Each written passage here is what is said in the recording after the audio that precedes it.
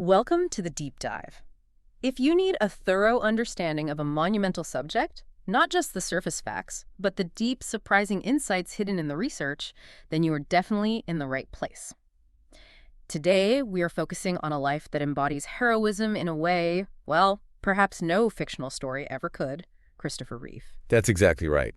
Our sources for this deep dive are pretty comprehensive, spanning his patrician roots, his intensely competitive drive to become a serious classical actor, Right. the unexpected global role that defined him, and then, of course, the catastrophic event that ultimately transformed him into one of the most powerful and, frankly, effective medical advocates of the last generation. So our mission today is really to move past the image of the man of steel, the cape and everything, and appreciate the inner fortitude of the man himself. The director, the aviator, the tireless pioneer whose personal battle became this huge global movement for scientific progress.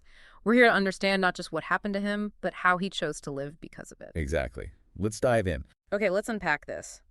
When we think of Christopher Reeve, you often associate him with the humble integrity of Clark Kent, right? Okay. The small-town boy who grew up strong. But his actual background, it was anything but humble. He came from serious American aristocracy. No, absolutely. The pedigree is genuinely staggering. Yep. I mean, he wasn't just well off. He was descended from, foundational American history. Foundational? How so? Well, on his paternal side, he was a 12th generation descendant of William Bradford. William Bradford of the Mayflower. The very same. Not just a passenger, mind you, but governor of Plymouth Colony 5 times. So that's a lineage tied right back to the birth of the nation, essentially. Wow, okay. And it didn't stop there, did it? No, he also had roots in French aristocracy.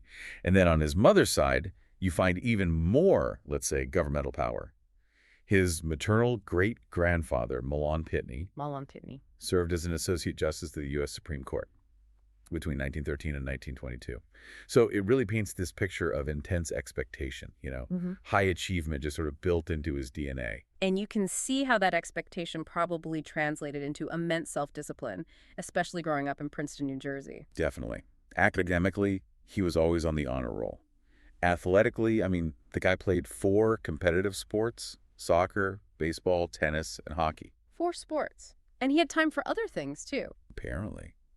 He also managed to find time for the piano and sang as a soprano in the school choir. This wasn't just, a well-rounded kid. This was a hyper-disciplined achiever, pushing himself constantly. And our sources really highlight why that pressure cooker existed, don't they? It seems deeply tied to his relationship with his father, Franklin Dollier Reeve. Right. His father was a noted novelist and poet, and Christopher's own reflection on that dynamic is quite revealing. What did he say? He wrote that his father's love for his children always seemed tied to performance. Oof, that's heavy. It is. It meant every achievement, whether it was on the ice rink or, in the classroom, felt like a prerequisite for acceptance, for love. Yeah. That kind of psychological pressure to succeed, to perform constantly. Well, it became the engine that drove his entire life. It fueled this ambition that went way beyond just normal professional goals. So when it came time for college, that internal discipline led him to a maybe slightly unusual choice. He got into multiple Ivies, right? Columbia, Princeton, Brown. Yeah, all the big names. But he chose Cornell, which was deliberately far from Manhattan. Why? Why the self-imposed distance from the New York City theater scene? It was about keeping a promise, actually. He had assured his mother and his stepfather that he would complete his undergraduate degree. He knew that the pull of the theatrical world in New York would be constant. Right, the temptation to drop out for a role. Exactly. He feared if he stayed too close, he'd jump ship prematurely. So he valued that commitment more than the immediate opportunity. And he followed through, graduating with a double major in English and music theory. Music theory. That's fascinating. But, okay, once that college commitment was fulfilled, the acting bug really bit hard. Oh, yeah. He leveraged his academic standing, actually. He convinced the Cornell dean to count his first year at Juilliard's advanced program as his senior year of college. Clever. And getting into Juilliard's advanced program, that's no small feat. Not at all. It speaks volumes about his talent and his sheer drive. It was ferociously competitive. That year, apparently, they got something like 2,000 applications for the acting division. 2,000. And how many got in? Only 20 students were accepted into the advanced program. 20. And of those 20, the sources confirm only 2 were selected for this really intensive paired training. Christopher Reeve and Robin Williams. Just those 2, together. Yep. It's extraordinary when you think about the depth of their bond forged in that, crucible of intense training. They were inseparable, often the only two students in a particular class. They navigated the extreme demands of classical training side by side. What was that dynamic like? Well, Reeve recalled Williams was just this whirlwind of energy, constantly performing comedy routines, keeping him laughing even when they were utterly exhausted. It was a relationship built on shared ambition, definitely, but also profound mutual support, a support that would prove incredibly vital decades later. It's the kind of intense classical training that really sets you up for a life dedicated to, Shakespeare and Chekhov, which makes the advice he got from John Houseman all the more striking. Oh, yeah, that infamous quote. Houseman, the iconic actor and head of the drama division at the time. Fresh off his Oscar win. Exactly, for The Paper Chase. He pulls Reeve aside and delivers this ultimatum, you can say. What was it? He said, "Mr. Reeve, it is terribly important that you become a serious classical actor, unless, of course, they offer you a shitload of money to do something else." Wow. Basically permission to sell out if the price was right. Pretty much. Yeah. It perfectly encapsulates the tension Reeve would live under for the next couple of decades. A direct instruction, almost, to betray his artistic integrity if the money was good enough. And that immediately brings us into his early career path, where you can see that tension playing out almost immediately. He didn't exactly stick to the classical path for long. Well, he couldn't really afford to. He left Juilliard a bit early because he needed money. Specifically, he needed to pay his Juilliard tuition. So practical needs took over. They did. He successfully auditioned for the CBS soap opera Love of Life. Initially, he was promised a minimal schedule, something that wouldn't interfere too much with his schoolwork. But that didn't last. No.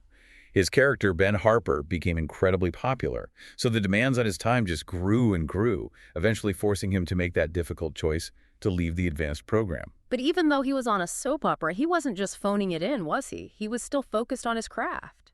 Absolutely not. He was dedicated to honing his craft in every single medium. He studied at the HB studio and found a really critical mentor in the stage director and actress Barbara Loden. And what did she teach him? Her fundamental piece of advice, according to the sources, was how not to play a role on the nose. Meaning don't just play the obvious emotion. Find the subtext, the subtlety, what's underneath. That insight would become really important later, informing how he played both the quiet strength of Superman and the deliberate awkwardness of Clark Kent. That makes sense. And the pivot from daytime TV to the prestige of Broadway happened pretty quickly after that. He landed his Broadway debut in '76. Yes, in A Matter of Gravity. And he was acting alongside the absolute legend, Katharine Hepburn. Katharine Hepburn, what must that have been like? Intense, to say the least. This was the point where the performance pressure from his childhood and the relentless demands of his early career really collided spectacularly. He was juggling the soap opera during the day and this demanding stage schedule at night. How did he cope? Apparently, not well. He admitted later he was basically replacing meals with candy bars and coffee just to keep up the pace. Oh, dear. That sounds like a recipe for disaster. And it was. The inevitable happened. A dramatic collapse right there on stage. He just fainted from sheer exhaustion and malnutrition during a performance. Oh, my God. What did Hepburn do? Well, the anecdote surrounding her reaction is just classic Hepburn. Apparently, instead of panicking, she just turned coolly to the stunned audience and declared, "This boy's a goddamn fool. He doesn't eat enough red meat." Only Katharine Hepburn. Exactly. But despite the huge age gap, 45 years, she really took him under her wing, became a sort of surrogate mentor and friend. And she saw his potential early on. She did. She told him he was destined to be a huge star. And, well, she wasn't wrong. The opportunity that would define his entire public identity arrived while he was doing an off-Broadway play called My Life. This is the Superman audition story. This is it. His stage producer, Svar Kesseltine, urged him to audition for this secret film project. The problem was, the producers had already rejected Reeve. Not once, not twice, but 3 separate times during the initial casting rounds. Rejected 3 times. So what changed? How did he finally get through the door? Persistence? But not his own, actually. It was the casting director, Lynn Stallmaster. She saw something in him that the producers Alexander and Ilya Salkind initially missed.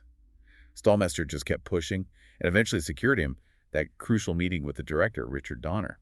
And what did Reeve think when he finally read the script? He was impressed. He read the apparently massive 300-page script and was struck by how seriously it treated the iconic comic book source material. And the fact that Marlon Brando and Gene Hackman had already signed on, well, that lent the project immediate gravitas. Yeah, that would do it. It convinced Reeve this wasn't some cheesy comic book movie, but potentially a major motion picture event. But physically, he wasn't quite Superman yet, was he? He was tall, 6'4", but pretty slim. Right. He considered himself slim, weighing only about 188 pounds at the time. That simply wouldn't cut it for the Man of Steel. So cue the transformation montage. Pretty much. He needed a massive, rapid physical overhaul. He embarked on this incredibly intense 2-month regimen, supervised by David Prowse. David Prowse. Hang on, that name sounds familiar. It should. Prowse, for those listening who might not know, was the man physically inside the Darth Vader suit in the original Star Wars trilogy. No way! The Dark Lord was training the superhero. That's amazing. It's a fantastic bit of trivia, isn't it? Reeves' training was absolutely grueling. Daily running, 2 hours of weightlifting, and 90 minutes on the trampoline to help him prepare for all the wire work, the flying effects. And did it work? Oh, yeah. He successfully added 30 pounds. It's nearly 14 kilograms of pure muscle. That physical discipline, the one honed way back in his youth in Princeton, was absolutely critical here. But he always maintained that the real challenge of the role wasn't just the physical part, it was the duality, right? Playing two distinct characters in one film. Exactly. He aimed to portray Superman not as just a simple brute, but as a modern male image of gentleness and vulnerability. Something quite new for that era, actually. And then for Clark Kent, he specifically drew inspiration from classic Hollywood comedy. Which film? He based the clumsy, fumbling, thoroughly incompetent Clark Kent on Cary Grant's classic screwball comedy performance in the 1938 film Bringing Up Baby. Ah, I can see that. He made sure Clark was always dropping things, bumping into walls, just generally being the most unthreatening person in any room. But there was a crucial intellectual note, wasn't there? A piece of insight that kind of unified those two seemingly opposite roles. Yes, and that came from the creative consultant, Tom Mankiewicz. That note was really the key to his whole performance. What was the note? Mankiewicz told Reeve that he was always playing Superman. Clark Kent was merely Superman playing Clark Kent. It was a disguise, a performance within a performance. That's brilliant. It allowed Reeve to ground the character, the internal power, the integrity. It never wavered, even if the exterior persona was clumsy and weak. And the results were just phenomenal. The film used these state-of-the-art practical effects, truly groundbreaking for their time. Especially the flying sequences. Right. And it earned a staggering $300.2 million worldwide, and that's unadjusted for inflation. Reeve himself won a BAFTA award for Most Promising Newcomer. Instant global fame. Margot Kidder, his Lois Lane, later reflected that Reeve really understood he had done something meaningful with that role. He somehow managed to capture this cultural ideal of integrity. However, the subsequent years proved, let's say, creatively disappointing for him. He liked Superman II, though, didn't he? Despite the behind-the-scenes drama. He did consider Superman II his favorite, yes. Yeah. Even with the dramatic firing of the original director, Richard Donner, midway through production. Yeah. But then came the decline, really starting with Superman III. Right. What went wrong there? That film severely strained Reeves' commitment to the whole franchise. The director, Richard Lester, leaned really heavily into comedy, essentially turning the film into a vehicle for Richard Pryor. Who was huge at the time. Absolutely. Yeah. But Reeve felt the film completely betrayed the integrity of the original script and the character he'd worked so hard to build. And then, Superman IV. The Quest for Peace. The less said, the better. Is that fair? That's pretty much Reeves' own view of it, yes. Yeah. He was so frustrated by that point that he only agreed to star if he was given partial creative control, which led to the whole nuclear disarmament plot. Which sounds noble on paper, but... But the execution was hampered by the studio. Cannon Films, who were known for running these extremely tight, low-budget action pictures, basically slashed the budget.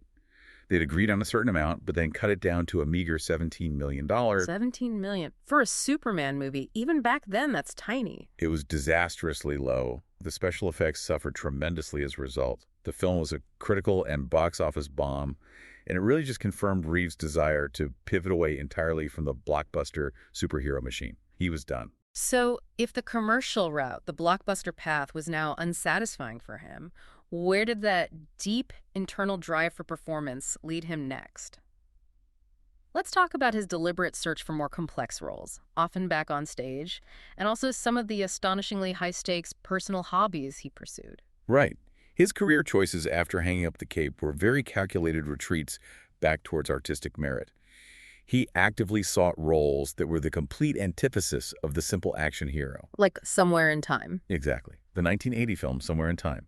Now, it was critically panned upon release, but he absolutely adored shooting it on Mackinac Island, called it his favorite film experience. It was a gentle, romantic role, very different from Superman. And it found its audience later, didn't it? Became this massive cult classic through cable TV and video rentals. It really did, which shows the enduring nature of that specific, quieter performance. And here's a beautiful little connecting thread.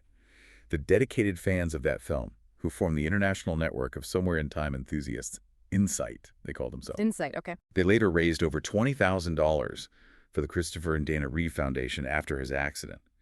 So that deep connection to his gentler work, it really remained strong over the years. That's lovely. But the stage, that seemed to be his true artistic refuge, right? Absolutely. He became a regular fixture at the prestigious Williamstown Theater Festival, performing classics like Chekhov's The Cherry Orchard and The Rover. And he took on a particularly challenging role there, didn't he? Yes, most significantly, he received excellent reviews for playing a disabled Vietnam veteran in Lanford Wilson's play 5th of July on Broadway. Wow, playing a disabled character. Yeah. And if you look for moments of foreshadowing in his life, this performance, playing a physically challenged character who still absolutely commands the emotional center of the story, it's incredibly resonant looking back. Definitely. But let's step away from the stage for a moment and look at his private life, because it reveals this deep-seated need for maybe high-stakes, hands-on control that seems to parallel his professional ambition. His hidden passions were, well, pretty extreme. He was, by any measure you could use, a master aviator. He held 6 different pilot licenses. 6? What were they? Let's see. Private, instrument, multi-engine, commercial, instructor, and even glider pilot. Good grief, that's serious dedication. And we're not just talking about weekend recreational flying. This man flew solo across the entire Atlantic Ocean, not once, but twice. Solo across the Atlantic. That requires profound skill, incredible technical precision, and just absolute nerve. It really does. It speaks to a personality that thrived on managing complexity and risk, you know. It feels like it connects directly to that need for control you mentioned. When you're flying solo over an ocean, you are everything. The pilot, the navigator, the engineer. You are solely responsible for managing these potentially overwhelming odds. Precisely. And he also used these skills for good, didn't he? Serving as a pilot for the Environmental Air Force. Right, showing that his commitment to activism was deeply practical, not just, lending his name to a cause. Exactly. And he was equally serious about sailing. He actually lived aboard his Swan 40 yacht, the Chandelle, while he was filming The Bostonians. Later, he owned a much larger Cambria 46 sloop called Sea Angel. Sailing the New England coast. Yep, the coast, the Caribbean, even sailed into Bermuda. Again, this wasn't just a casual weekend hobby. It was an intense, physically demanding lifestyle choice. So when you connect this back to his career choices, his love of these really demanding hobbies seems to perfectly explain why he consistently turned down massive commercial films, roles that would have made him exponentially richer. That's the logic, yeah.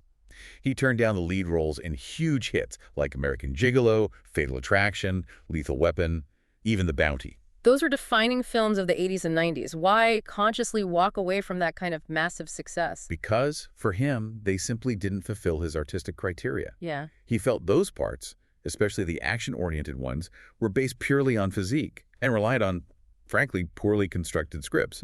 He famously stated that those roles could be played by anyone with a strong physique. So it was about artistic integrity over fame or money. Completely. To him, taking those parts would have been a betrayal of the intense classical training he'd fought so hard for at Juilliard. He was always looking for character depth, complexity, not just marketability. He prioritized the validation of his craft over box office figures, and he did eventually find that critical validation, didn't he? Though perhaps not in another blockbuster. Exactly right. His supporting role in the 1993 Merchant Ivory film, The Remains of the Day, that was the film he consistently cited as the work he was most proud of. Playing opposite Anthony Hopkins and Emma Thompson. Yes. And the director, James Ivory, later commented that Reeve was really undervalued by the critics. Yeah. Because they were so used to thinking of him as Superman. He was finally starting to gain that respect he craved for his acting abilities alone, separate from the cape. And as his acting career matured, he also shifted into directing and found immediate critical success behind the camera, too. That pivot was really crucial. He won an Emmy for an informational special called Without Pity, a film about abilities. Without Pity, what was that about? It showcased stories of people living with severe physical disabilities. So you can see that subject matter was clearly already close to his heart, even then. Wow, that's poignant. It really is. And his feature directorial debut, the HBO film In the Gloaming, was a major critical success, earning 5 Emmy nominations. He was clearly moving into this new phase of creative control, exploring deeper artistic territory. He was focused, he was respected, he was thriving creatively, which makes the sudden, unpredictable, and utterly devastating stop on May 27, 1995, all the more impactful. Which brings us to segment 4, the defining accident and the path to recovery. We've already established his love for physically demanding hobbies, and equestrian eventing was certainly one of them. He had started riding seriously back in 1985 for the film Anna Karenina. By 1989, he was eventing competitively. Which is a dangerous sport, right? Oh, notoriously so. Known for its danger and intensity. Tell us about the specifics of the accident itself. It wasn't some huge, dramatic fall over a massive obstacle, was it? No, and that's part of the terrible tragedy of it. It happened at a relatively routine fence, only about 1 meter tall. It was a W-shaped fence during an event in Culpeper, Virginia. His horse, a thoroughbred named Buck, apparently hesitated or just refused the jump right at the last second. And Reeve was caught off guard. He was leaned forward, apparently had a fairly loose hold on the reins, and was essentially just thrown clear over the horse's head. Landing head first. Witnesses reported that as he fell, his hands somehow got tangled in the reins, actually pulling the bridle and the bit right off the horse. He landed incredibly hard, head first on the far side of the fence. The force of that impact was so immense that it shattered his first and second cervical vertebrae, the C1 and C2. Right at the top of the spine. Exactly. These vertebrae are absolutely critical, sitting right at the base of the skull. The resulting spinal cord injury instantly rendered him paralyzed from the neck down, and his breathing stopped immediately. Complete paralysis. It's terrifying to even imagine. Paramedics, thankfully, arrived within just 3 minutes and managed to get air into his lungs, which undoubtedly saved his life right there. He was rushed to the University of Virginia Medical Center. And then faced days of uncertainty. 5 harrowing days, apparently, of heavy sedation and delirium. Then, the devastating reality was explained to him. He was a C1, C2 quadriplegic, completely reliant on a ventilator to breathe. And in that absolute darkest moment, trapped inside his own body, overwhelmed by terror, he made a plea to his wife, Dana. He mouthed the words, "Maybe we should let me go." Yeah. And Dana's response. It became this incredible rallying cry of devotion. Our sources reveal the profound weight and love in her words. She tearfully replied something like, "I will support whatever you want to do because this is your life and your decision, but I want you to know that I'll be with you for the long haul no matter what. You're still you and I love you." Wow. Just that moment, that unconditional love, and also the sudden realization that his young children needed him, it convinced him he had to fight. He had to somehow turn that intense self-discipline he'd always possessed toward survival and recovery. But before that fight could truly begin, he faced this incredibly complex and dangerous surgery, right? With only a 50-50 chance of survival. That's right. He was grappling with just paralyzing fear and despair there in the ICU when apparently the door burst open. And this is where the famous Robin Williams story comes in. This is it. One of the most touching and frankly hilarious anecdotes in modern celebrity history. In walks this short fellow sporting a blue scrub hat, wearing a yellow surgical gown, and speaking in this thick, comical Russian accent. Announcing himself as a proctologist who was scheduled to perform an immediate rectal exam on Mr. Reeve. It was Robin Williams. It was Robin Williams, in full character, honoring a promise he'd made years before to always keep him laughing. He was actually dressed up in character from his film 9 Months, which was about to come out. And Reeve. Reeve wrote later that for the very first time since the accident, he laughed. Out loud. That single moment, that unexpected burst of pure humanity and humor from his oldest friend, it broke the spell of terror. It helped him believe he could actually face the terrifying fight ahead. And that fight began with this pioneering, incredibly complex surgery performed by Dr. John A. Jane, fusing the skull to the spinal column. How do they even do that? It was an extremely delicate and, frankly, pretty brutal procedure. Since the C1 and C2 vertebrae were completely shattered, they had to somehow stabilize the spine right at the very top. The surgeon used these thin wires, inserted underneath the laminae, the bony plates of the vertebrae. Okay. Then bone was harvested from Reeve's own hip, a complex bone graft, and that was used to fuse between the C1 and C2 vertebrae. Finally, a titanium pin was inserted. This whole complex scaffold essentially fused his skull directly to his spinal column, ensuring stability and preventing any catastrophic damage from even slight movement. Incredible surgical work. And after the surgery, the focus shifted immediately to the long, painstaking road of scientific recovery and rehabilitation. Yes, at the Kessler Rehabilitation Center in New Jersey. And this is where his theatrical discipline truly transformed into physical discipline for survival. How so? That's the key connection everyone points to. He approached rehab with the exact same intensity he'd approached Gilliard, or learning to fly solo across the Atlantic. He learned to operate his sip-and-puff electric wheelchair by blowing air through a straw. He adopted this fierce attitude, famously saying he was competing against decay. Using that performance mindset. Absolutely. He leveraged that immense self-discipline, honed over decades of professional performance, to just keep pushing, keep working, even against what seemed like overwhelming medical odds. His commitment to aggressive physical therapy was pretty revolutionary at the time, wasn't it? 4 or 5 hours a day. Yeah, using specialized machines, functional electrical stimulation, working constantly on the premise that intense, repeated therapy could actually spur nervous system regeneration, wake up dormant pathways. And this commitment led to really astounding progress, particularly given the extreme severity of his injury. What kind of progress are we talking about? By 2002, which was 7 years after the accident, he was actually regaining small movements and sensation across about 65% of his body. He could feel needle pricks, he could distinguish between hot and cold temperatures, and critically, he developed proprioception. Remind us what proprioception is and why that's so significant. Sure. Proprioception is basically your sense of knowing where your body parts are in space without having to look at them. It's fundamental to movement and balance. Regaining this sense indicates that neural pathways, which had previously been completely silent below the injury, were starting to communicate again, which, for that level of injury, is monumental. And his official diagnostic classification improved too, right? Which is the most objective measure of progress in spinal cord injury research. It really is the gold standard. Initially, after the accident, he was classified as ASIA Impairment Scale Grade A. Meaning? ASIA means total motor and sensory loss below the level of the injury. Complete paralysis, no signals getting through. But by 2002, thanks to his relentless exercise regimen and sheer force of will, his classification improved to ASIA C. And going from ASIA A to C represents what kind of functional return? It represents a significant return of function.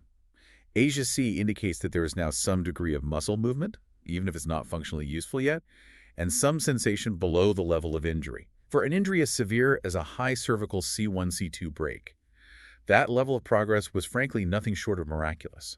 It was a testament to his unwavering belief that the body was capable of repair if you pushed it hard enough. And there was one final major scientific milestone in his life, which occurred in 2003, that dramatically improved his day-to-day quality of life. Ah, yes, the diaphragm pacing procedure. He became only the third patient in the entire U.S. to receive this implant at the time. And what does that device do? It uses electrodes, surgically implanted, to directly stimulate the diaphragm muscle to contract, essentially mimicking natural breathing, and enabling the patient to breathe independently of a ventilator for periods of time. What was the practical human difference this implant made for him? It must have been huge. Oh, it was more than just physical improvement. It was about restoring these fundamental elements of his humanity. It allowed him to breathe normally off the ventilator for up to 18 hours a day. Think about that, escaping the constant hiss and rhythm of the machine. And other benefits too. Critically, yes. It restored his sense of smell, which had been completely lost due to the lack of natural airflow. And perhaps most importantly for him as an actor and communicator, it allowed him to speak naturally and fluidly again, without having to carefully time his words around the ventilator's pump cycle. It was a return to normal, easy communication after 8 long years. Amazing.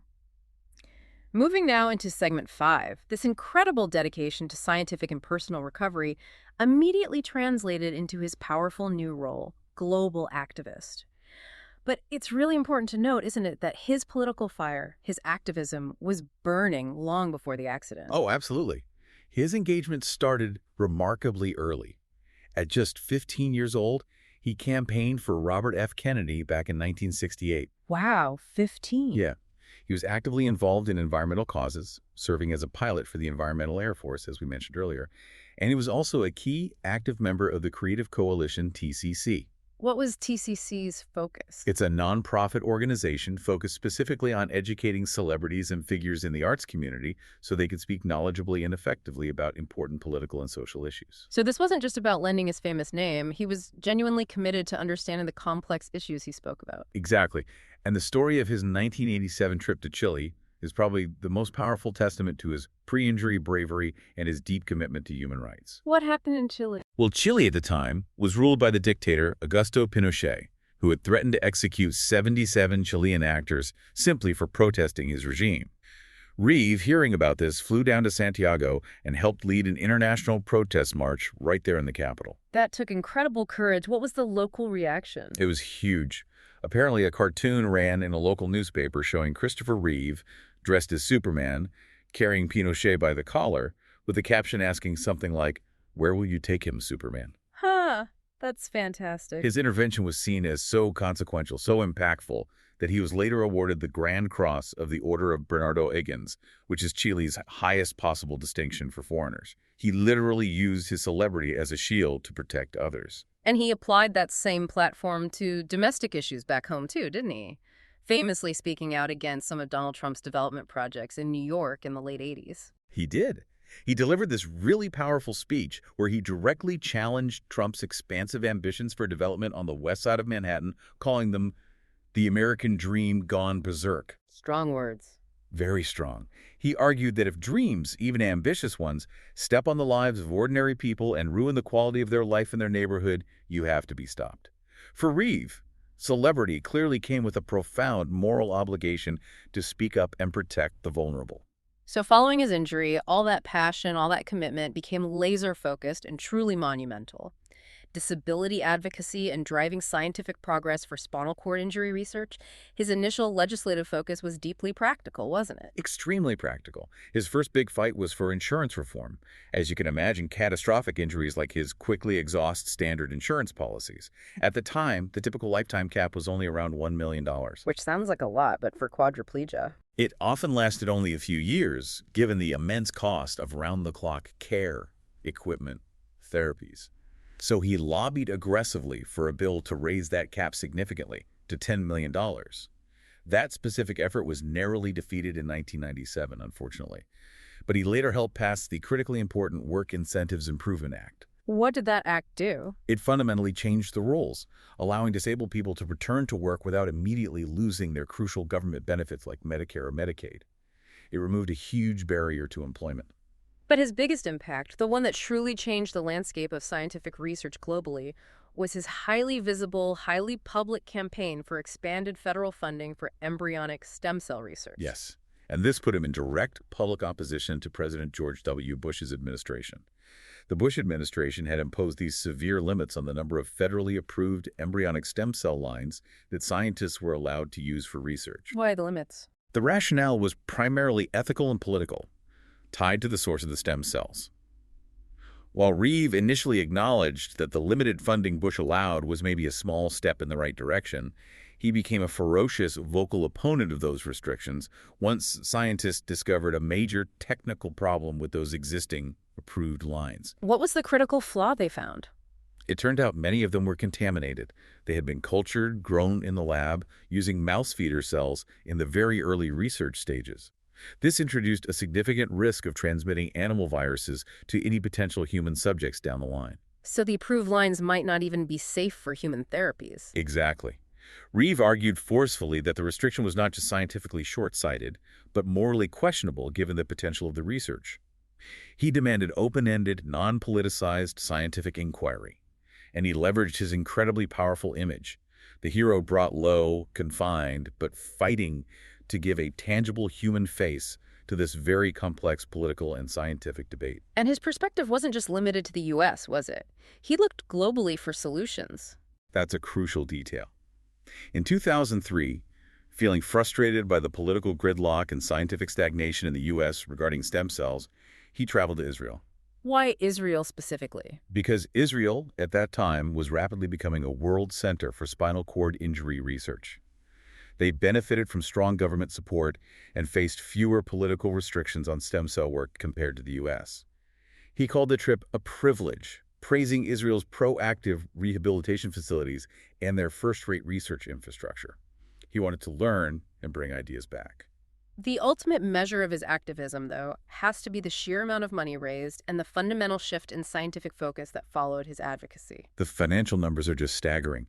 The Christopher and Dana Reeve Foundation has, to date, given over $140 million specifically to research projects and provided more than $46 million in quality-of-life grants for people living with paralysis and their families. That's transformative funding. It is. And the journalist Jerome Groopman summarized this shift perfectly back in 2003.